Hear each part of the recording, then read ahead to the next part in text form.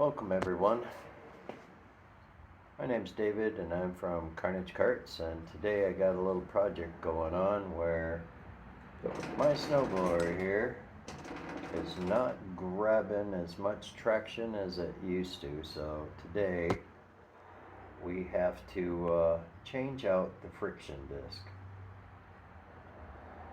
This should be fun since it's about 30 degrees and my garage is not heated, but I have a little kerosene heater here, so I guess there's no sense in trying to delay it. But before the snow hits, might as well get my ass in gear and get going. So let's begin.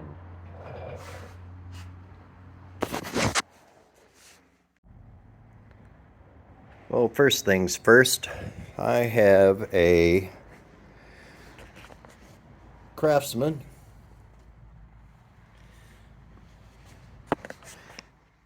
Intech 775. I tipped her up on its nose so that we could get to this bolt on each side. So we'll take those off first.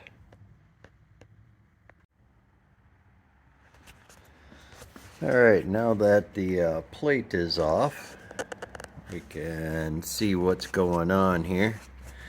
The disc we have to replace is this one right here. Usually what happens, as you can see, that the dome on it starts to wear off, and then it takes a lot more pressure to push down on the center ring here, and that's what actually gives you your speed. Now your travel speed is going by where this friction wheel hits on this disc, and whether or not how fast you go is going by how far this bar slides back and forth. So when you are up there on the handle and you go ahead and put it on first, second, third, the positioning of this wheel on where it's pressing changes the basically, if you want to say, rotation speed. It'll travel back and forth on this bar along this one, and that's what drives your wheels. So as you squeeze the trigger on your handle, it will go ahead and press. This will come forward, and for gear selection, first, second, third, fourth, whatever is on this wheel here, sliding back and forth here to give different rotations on the disc itself. So what we need to do is take off this disc and replace it with a new one. The part number I have for this particular one, as you can see here, is a genuine part for this one that I ordered, and looks like this when you take it out of the package. So basically the amount of wear that I have on the original, I'm probably way down into this area, down into here. So I guess it is time to go ahead and get this one removed. The easiest way for these ones really is, as you can see here, this bolt and this bolt on each side. That one's a little dark and hard to see, but what it does is it holds let's see, this bearing in on each side, and then when you loosen that, you can tip this rod up one direction, pull it off the chain on this side, and it'll drop down. You have to be careful and watch this assembly here so you get it lined back up. But let's go ahead, and I'm going to remove those bolts quick. Now for reference, the bottom plate, the two bolts that were here and down here were 3/8, and these two bolts right here are going to be 1/2 inch. If you need a little extra room, what you can do then is pull a cotter pin off the back of this so that you can give yourself some extra room. And I did take a tire off so I could get into one side just a little bit better.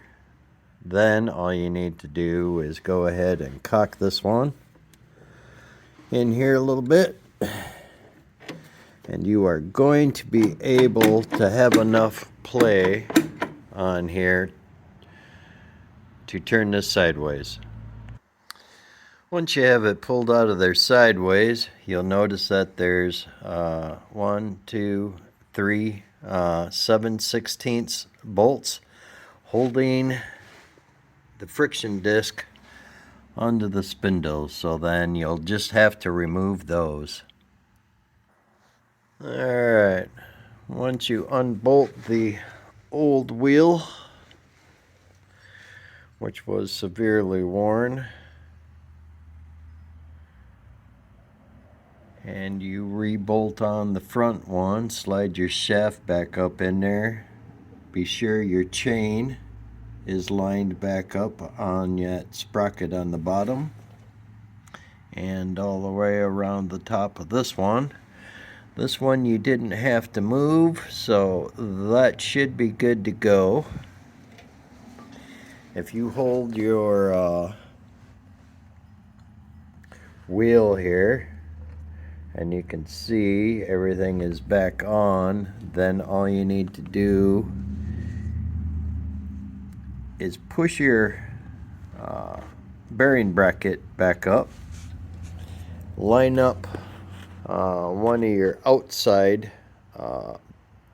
bolts for your bearing on each side, and then go ahead and snug her back down.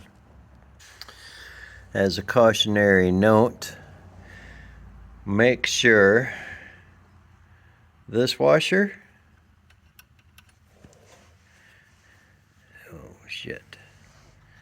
and this washer are in there good, and it looks like that one's bound up a little bit. Alright, so I just redone that because like I said, but make sure that this washer is underneath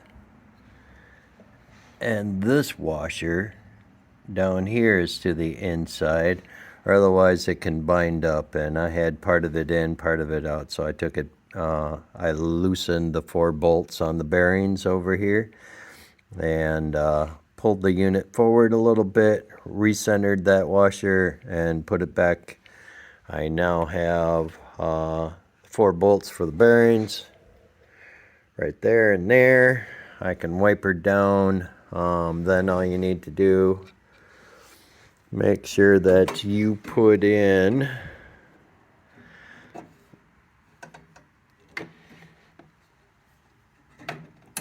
your connecting rod here. Don't forget your washer. Put your cotter pin back in here. Put your wheel on, and then your 4 bolts for your belly pan, and you should be good to go. Now remember, you do have a little bit of adjustment up here hiding under the cap, so if it's still a little bit loose or a little bit too tight and it wants to just always be in gear, you can loosen that up and call it a day. But other than that, I'd like to thank you guys for stopping by, and I hope this helps. If you have any questions, leave it in the comments below and I'll get right back to you. Thanks for watching. Have a great day.